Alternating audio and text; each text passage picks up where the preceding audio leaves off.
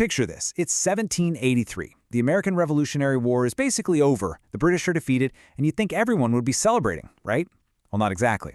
The very army that just fought for American independence is sitting in camp, furious, heavily armed, and, crucially, unpaid. It was an absolute powder keg. The brand new United States government was literally one tiny spark away from a full-blown military coup. So we've got to ask, did the American military almost overthrow Congress in 1783?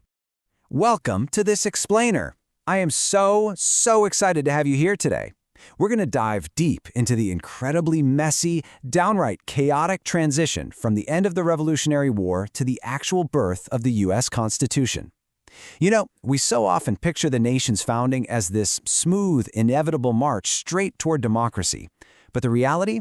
It was so much more complicated, incredibly dangerous, and honestly, absolutely fascinating. Let's get into it. Okay, let's look at our roadmap for today. We've got 5 stops. First up, a nation on the brink. Then we'll hit the Newburgh Conspiracy, followed by the Annapolis Convention. Fourth, we'll compare the Articles versus the Constitution. And finally, we'll wrap up with a big question: anarchy or Commonwealth? All right, diving right into Part 1, a nation on the brink, the post-war crisis. So, winning the war definitely did not mean instant stability. In fact, it unleashed some massive structural nightmares. And the core issue? Money. It's always money, right? Under the Articles of Confederation, the national government had made these huge promises. Specifically, back in 1780, Congress promised Continental Army officers a lifetime pension of half their pay. Sounds great, but there was a huge catch. The Confederation treasury was literally empty. Just nothing there. The guy in charge of finances, Robert Morris, actually had to halt Army pay entirely just to scrape by. And the craziest part is that Congress had absolutely zero power to force the individual states to chip in. They couldn't even pass a simple import tax because little Rhode Island voted against it, and under the Articles, you needed 100% unanimous consent to change the rules. So picture it. You've got thousands of very angry armed soldiers and a government structurally incapable of paying them a dime. Which brings us to Part 2, the Newburgh Conspiracy. Yep, a near-military coup. This financial mess almost cost the brand new nation its Republican soul. Let's look at how fast this escalated. December 1782, Army leaders send a warning memo to Congress. They offer to take a lump sum instead of the pension, but they drop this vague, really scary threat about fatal effects if they're ignored. Yikes. Then, by February 1783, rumors sweep through the camp that a peace deal was reached in Paris. The soldiers panic. They know if they disband and go home before getting paid, they are never seeing that money. Meanwhile, some nationalist politicians down in Philadelphia, guys like Alexander Hamilton and Gouverneur Morris, were actually hoping to use this army unrest as leverage to scare Congress into passing a federal tax. Talk about playing with fire. Things completely spiral out of control. March 10th, an anonymous letter, which we later found out was from Major John Armstrong, circulates at the camp in Newburgh, New York. It urges the army to just lay down an ultimatum. A rogue meeting is set for the 15th. But then, on that exact day, General George Washington unexpectedly walks right into that meeting at a camp building they called the Temple. The officers were absolutely stunned. Washington looks around and he can immediately see their anger. They aren't showing him that usual deep respect. So he gives this impassioned speech, begging for patience and warning against civil discord. But they aren't fully convinced. Then he goes to read a letter from a congressman. He fumbles in his pocket for a second and pulls out a new pair of reading glasses. He looks up at his men and says, "Gentlemen, you will permit me to put on my spectacles, for I have not only grown gray but almost blind in the service of my country." Wow. I mean, that sheer, raw vulnerability, it completely disarmed them. We're talking about battle-hardened officers suddenly moved to tears. They realized Washington had sacrificed just as much of his life as they had. The whole conspiracy literally collapsed right then and there. In the aftermath of all that drama, word finally reached Congress, and they scrambled to compromise, giving the soldiers 5 years of full pay and government bonds. But the real long-term legacy here is so much bigger than the money.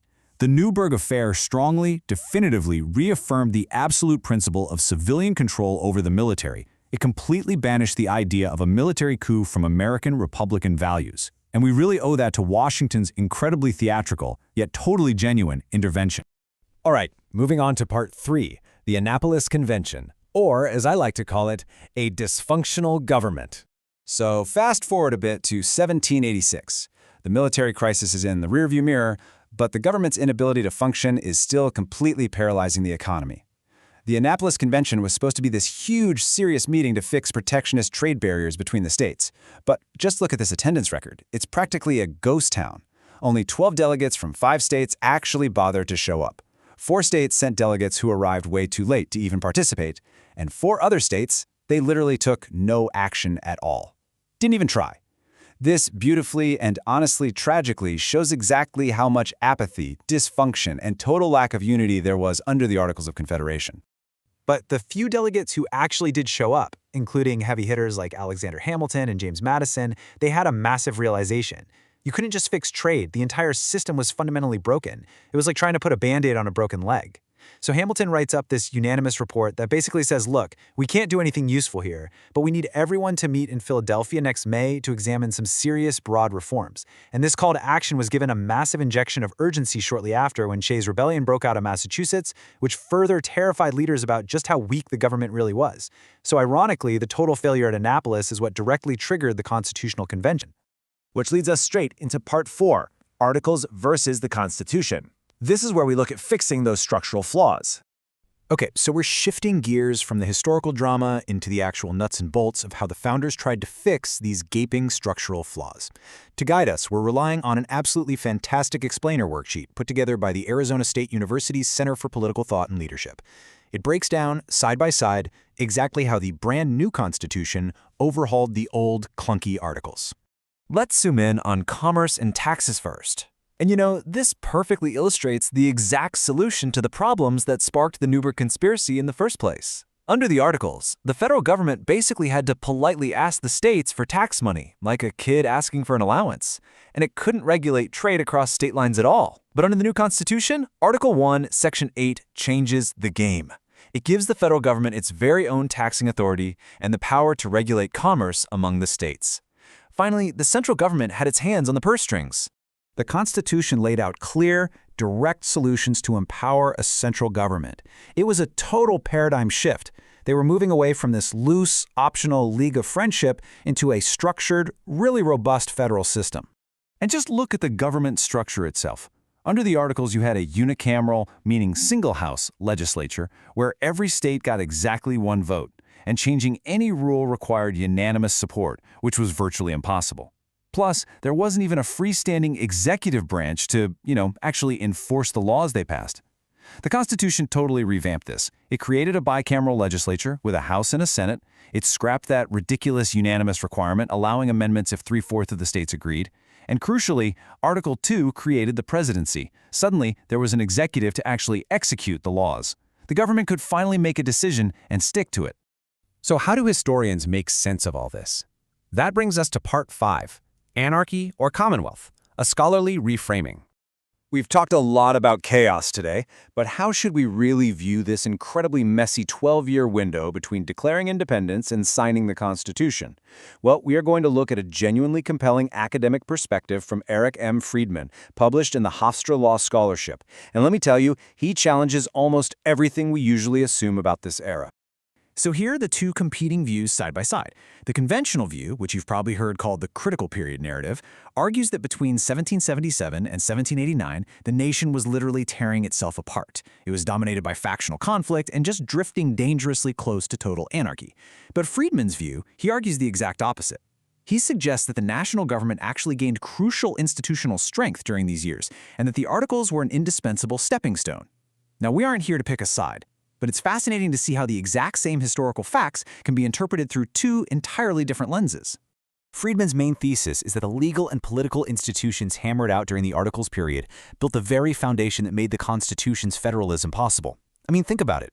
Under the supposedly broken system, they still managed to successfully fight a massive war against a global superpower, they negotiated a really complex peace treaty, and they set up a system for managing Western land expansion.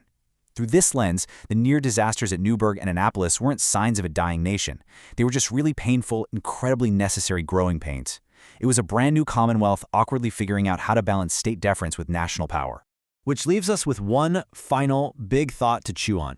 When you look back at those furious, unpaid soldiers threatening Congress, or the sad, empty halls of the Annapolis Convention, what do you see? Was the Confederation period a disastrous drift toward anarchy that America only barely survived by the skin of its teeth? Or were those messy, chaotic moments the painful, absolutely necessary first steps toward building a lasting commonwealth? The evidence is all there on the table, but how you interpret the birth of the United States, well, that's entirely up to you. Thank you so much for joining me on this explainer, and as always, keep questioning history.